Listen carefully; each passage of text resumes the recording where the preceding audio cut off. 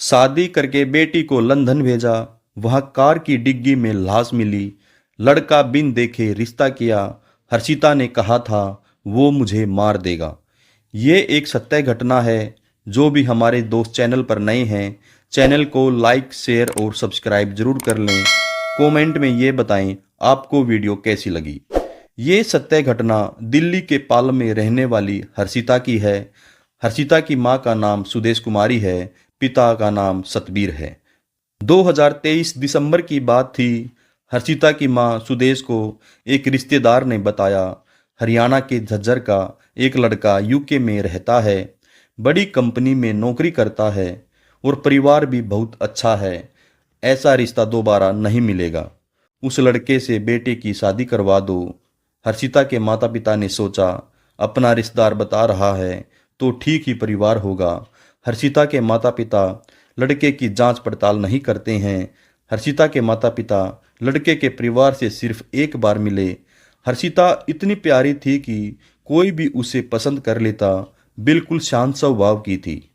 हर्षिता की फैमिली लड़के से एक बार भी नहीं मिली थी, सिर्फ फोटो में एक बार देखा था। 22 मार्च 2024 को शादी की तारीख तय हुई। लड़का एक दिन पहले यूके से इंडिया आया। दिल्ली एयरपोर्ट पर हर्षिता की फैमिली माता पिता 5 मिनट के लिए लड़के से मिले। शादी के बाद हर्षिता विदा होकर अपने ससुराल चली गई। करीब 10 दिन वहां रही। सब कुछ अच्छा दिख रहा था। पंकज तो शादी के 3 दिन बाद ही यूके चला गया था। 20 दिन बाद हर्षिता का यूके जाने का प्लान बन गया।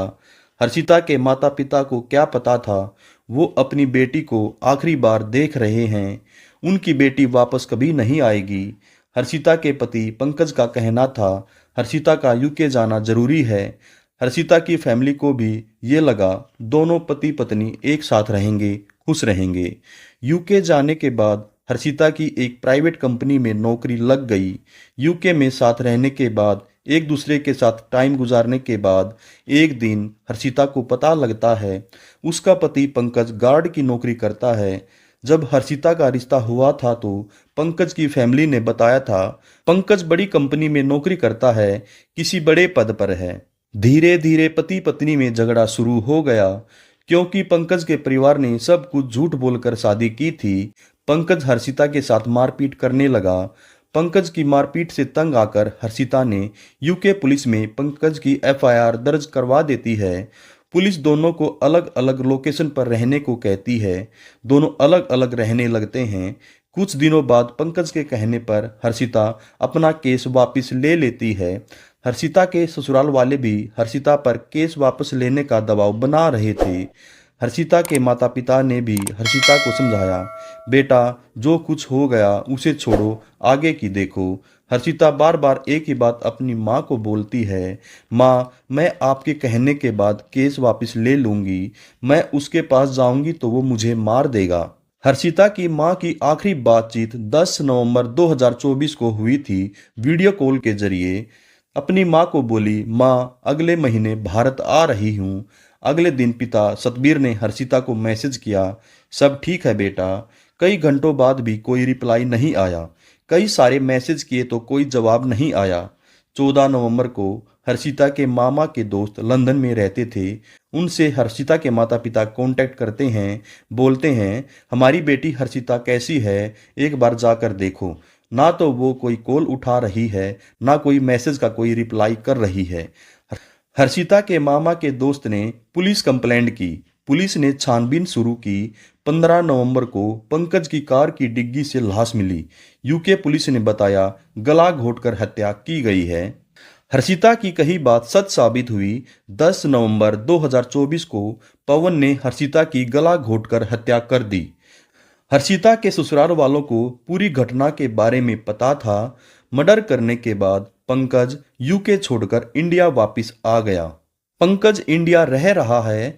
हर्षिता के माता पिता पुलिस एफआईआर करते हैं, पुलिस को बताते हैं उनकी बेटी की हत्या उसके पति पंकज ने यूके में कर दी। वो यूके से भारत आकर रह रहा है, अब वो इंडिया में है, लेकिन पुलिस पंकज के खिलाफ एक्शन नहीं लेती है। घटना के 3 महीने बाद भी पंकज को न तो लंदन पुलिस पकड़ पाई है और न ही भारत की। जब भी हर्षिता के माता पिता पुलिस के पास जाते हैं तो पुलिस बोल देती है मामला लंदन का है, विदेश में मर्डर हुआ है, हम क्या करें। दोस्तों, पुलिस को कम से कम हर्षिता के ससुराल वालों से पूछताछ तो करनी चाहिए। हर्षिता तो इंडियन है, उसकी पैदाइश भी भारत की है, दिल्ली की नागरिक है, कोई सुनने को तैयार नहीं है। हर्षिता के माता पिता दर दर भटक रहे हैं, कोर्ट के चक्कर लगा रहे हैं। जितनी बार भी हर्षिता की माँ अपनी बेटी की तस्वीर देखती है, फूट फूट कर रोने लगती है, कलेजा फटने को आता है। उन्हें ऐसा लगता है उन्होंने खुद ही अपनी बेटी की हत्या कर दी। बहुत जल्दबाजी में बिना सोचे समझे रिश्तेदार पे विश्वास करके शादी कर दी। हम यही उम्मीद करते हैं हर्षिता और उसके परिवार को जल्द से जल्द न्याय मिले, अपराधी को कड़ी से कड़ी सजा मिले। कहानी सुनाने का उद्देश्य है जिन लोगों को न्याय नहीं मिला उन लोगों के साथ हुए अन्याय को समाज के सामने लाना है। अगर आप सभी को वीडियो अच्छी लगे तो चैनल को सब्सक्राइब, लाइक, कमेंट करना ना भूलें। आपको वीडियो कैसी लगी ये जरूर बताएं।